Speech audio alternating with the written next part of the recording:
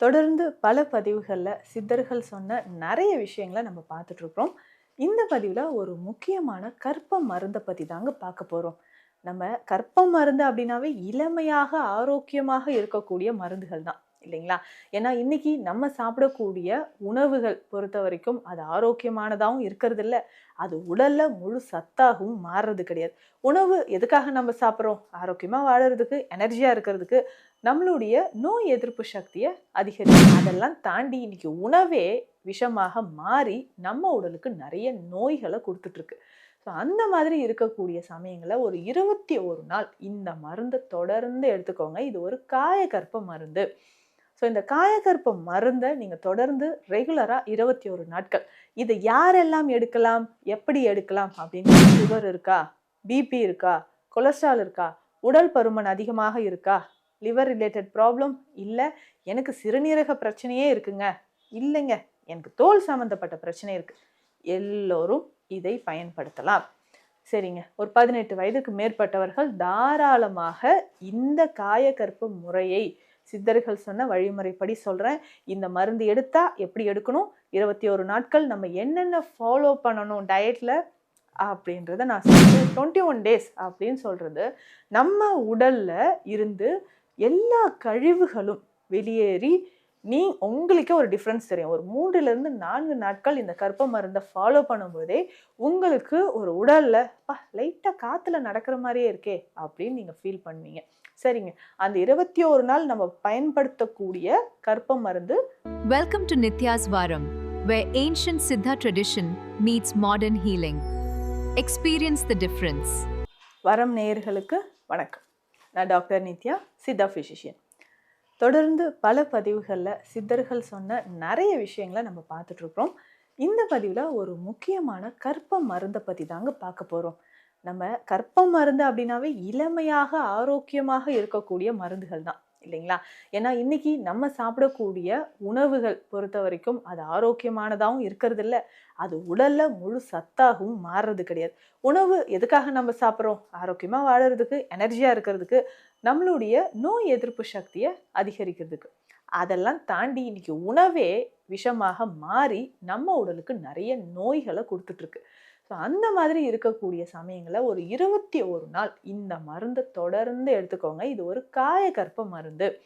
So இந்த காயகற்ப மருந்தை நீங்கள் தொடர்ந்து ரெகுலராக 21 நாட்கள், இதை யாரெல்லாம் எடுக்கலாம், எப்படி எடுக்கலாம் அப்படின்னு கேட்டிங்கன்னா, சுகர் இருக்கா, பிபி இருக்கா, கொலஸ்ட்ரால் இருக்கா, உடல் பருமன் அதிகமாக இருக்கா, லிவர் ரிலேட்டட் ப்ராப்ளம் இல்லை, எனக்கு சிறுநீரக பிரச்சனையே இருக்குங்க, இல்லைங்க எனக்கு தோல் சம்மந்தப்பட்ட பிரச்சனை இருக்குது, எல்லோரும் இதை பயன்படுத்தலாம்.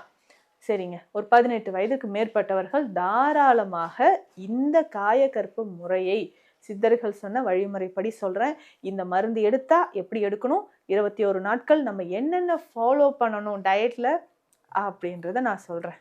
ஸோ 21 டேஸ் அப்படின்னு சொல்கிறது நம்ம உடலில் இருந்து எல்லா கழிவுகளும் வெளியேறி உங்களுக்கே ஒரு டிஃப்ரென்ஸ் தெரியும். ஒரு 3லிருந்து 4 நாட்கள் இந்த கற்ப மருந்தை ஃபாலோ பண்ணும்போதே உங்களுக்கு ஒரு உடலில் லைட்டாக காற்றுல நடக்கிற மாதிரியே இருக்கே அப்படின்னு நீங்கள் ஃபீல் பண்ணுவீங்க. சரிங்க, அந்த 21 நாள் நம்ம பயன்படுத்தக்கூடிய கற்ப மருந்து தூதுவளை கற்பம். தூதுவளை கற்பம், தூதுவளை அப்படின்றது நம்ம எல்லாருக்குமே தெரிஞ்சது தான். இதுதானுங்க துவையெல்லாம் நம்ம சாப்பிடுவோமே, சளி இருமல் காய்ச்சல் இருந்தால் இந்த கஷாயமாக நம்ம குடிப்போமே அப்படின்லாம் சொல்கிறீங்க. இந்த தூதுவளை கற்பம் எப்படி சாப்பிடலாம், சித்தர்கள் சொன்ன அறிவுரைப்படி இந்த தூதுவளை கற்பத்தை நம்ம எப்படி எடுத்துக்கலான்றதை நான் சொல்கிறேன். ஸோ தூதுவளை இலைகளை கொண்டு வந்து நிழலில் உலர்த்தி நம்ம பொடி செய்து எடுத்துக்கலாம். இல்லைங்க எனக்கு இதுக்கு எல்லாம் டைம் கிடையாது அப்படின்னா தூதுவளை பொடியாக நீங்கள் வாங்கிக்கோங்க. இதை எப்படி செய்யலாம்? தூதுவளை பொடி 200 கிராம், தூதுவளை பொடி நோட் பண்ணிக்கோங்க. தூதுவளை பொடி 200 கிராம் நீங்கள் எடுத்து வச்சுக்கணுங்க. இதனோட மிளகு பொடி 50 கிராம், அதிமதுரம் பொடி 50 கிராம், அமுக்ரா பொடி, அமுக்ரா கிழங்கு நம்ம எல்லாருக்குமே தெரியும், அமுக்ரா பொடி 50 கிராம் எடுத்து வச்சுக்கோங்க. ஸோ இது எல்லாமே பொடியாக எடுத்து ஒன்றா மிக்ஸ் பண்ணி எடுத்து வச்சுக்கோங்க. இதை நம்ம என்ன பண்ண போகிறோம் அப்படின்னு கேட்டிங்கன்னா, ரெகுலராக டெய்லி நம்ம யூஸ் பண்ணுறதுக்கு, ஒரு சிலருக்கு உடல் ஹீட் ஆகிறதுக்கு வாய்ப்பு இருக்குது, உடல் உஷ்ணமாகிறதுக்கு வாய்ப்பு இருக்குது. அதுக்கு நம்ம ஒரே ஒரு விஷயம் பண்ண போகிறோம். என்ன அப்படின்னு கேட்டிங்கன்னா, இது எல்லாமே நம்ம மிக்ஸ் பண்ணி வச்சுருக்கோம் இல்லைங்களா? இதில் நெல்லிக்காய் சாறு கொஞ்சம் விடணும். ஸோ நெல்லிக்காய் சாறு எந்த அளவுக்குனா, இந்த நெல்லிக்காய் நல்லா அரைச்சி, ரொம்ப தண்ணி விட வேண்டாம், அரைச்சி வடிகட்டிக்கோங்க. அந்த சாறு இதில் விட்டு லேசாக பிசறி வச்சுக்கோங்க. ரொம்ப அப்படியே மூழ்கிற அளவுக்கு சாறு விடணும்னு கிடையாது. லேசாக பிசறி வச்சுட்டு அதில் எல்லாத்துலேயுமே அந்த நெல்லிக்காயோட அந்த சாறு படியணும். எல்லா துகள்கள்லையும் அது படிகிற மாதிரி கலந்து வெயிலில் வச்சு எடுக்கணும். ஸோ வெயிலில் எப்படி வைக்கணும் அப்படின்னு கேட்டிங்கன்னா, ஒரு அகண்ட பாத்திரத்தில் இந்த சூரணத்தை வச்சுட்டு மேலே ஒரு வெண்மை நிற துணி, டைரெக்டாக சன்லைட் படாமல் வெண்மை நிற துணி மேலே கட்டி வச்சுருங்க. ஒரு நாள் இது வெயிலில் இருந்தாலே போதுமானது, நல்லா உலர்ந்துருக்கும். அதுக்கப்புறம் இது எடுத்து கைகளாலே நல்லா உதிர்த்து எடுத்து வச்சுக்கோங்க. தூதுவளை கற்பம் தயாராக இருக்குது. சரிங்க, இது எப்படி நான் சாப்பிட்ணும்? காலையிலையும் இரவும் 1/2 டீஸ்பூன் அளவுக்கு எடுத்துக்கோங்க. 3 to 4 கிராம் எடுத்து தேன் விட்டு கலந்து சாப்பிட்ணும். தேன் விட்டு கலந்து சாப்பிடும்பொழுது உங்களுக்கு உடலில் நமக்கு அதிக அளவு ஹீமோகுளோபின் லெவல் இன்க்ரீஸ் ஆகும். சரும பிரச்சனைகள், தோல் வறட்சி, எலும்பு சார்ந்த பிரச்சனைகளுக்கு எடுத்துக்கலாம். இல்லைங்க எனக்கு சுகர் இருக்கே அப்படின்னு யோசிச்சிங்கன்னா, நெய் விட்டு எடுத்துக்கோங்க. நெய் லேசாக உருக்கி அந்த நெய்யை விட்டு கலந்து சாப்பிடும்போது மூட்டு எலும்பு தேய்மானம், நமக்கு அஜீரணம் சார்ந்த பிரச்சனைகள், வறட்சி, இது எல்லாமே நமக்கு குணமாகும். காலை இரவு எப்பங்க சாப்பிடணும்? உணவு எடுப்பதற்கு ஒரு 15 நிமிடங்கள் முன்னாடி. ஸோ கற்ப மருந்துனாவே பிஃபோர் ஃபுட் எடுக்கிறது நமக்கு நல்ல ரிசல்ட் கொடுக்கும். ஸோ காலையிலையும் மாலையிலையும் நீங்கள் உணவு எடுக்கிறதுக்கு ஒரு 15-20 நிமிடங்கள் முன்னாடி தொடர்ந்து 21 நாட்கள், அந்த 21 டேஸ் நீங்கள் செலக்ட் பண்ணிக்கோங்க. நம்ம எங்கேயாவது அவுட் ஸ்டேஷன் போகிறோமா, வெளியில் எங்கேயாவது ஒர்க் இருக்கா, ஃபங்க்ஷன் இருக்கா, இடையில வந்து மெடிசன் எடுக்க முடியாமல் போயிடுமா, இது எல்லாமே கவனத்தில் பார்த்து 21 டேஸ் எந்த வேலை எப்படி இருந்தாலும், நீங்கள் வெளியில் போனீங்கன்னா கூட மெடிசனை கையோடு எடுத்துகிட்டு போயிடுங்க. அப்படி சாப்பிட்டு பாருங்கள், நம்ம உடல் நல்லாவே ரிசல்ட் இருக்குங்க. ஹார்ட்டில் நிறைய பேருக்கு பால்பிட்டேஷன் இருந்துக்கிட்டே இருக்குது, நடந்தாவே மூச்சு வாங்குது, இதெல்லாம் சொல்வீங்க. அதற்கு எல்லாத்துக்குமே இது வந்து பெஸ்ட்டாக இருக்கும். சரி இதை நம்ம எடுக்கலாம் அப்படின்னு ஒரு முடிவுக்கு வந்திருப்பீங்க. சரிங்க, முடிவு எடுத்துட்டீங்க இல்லையா?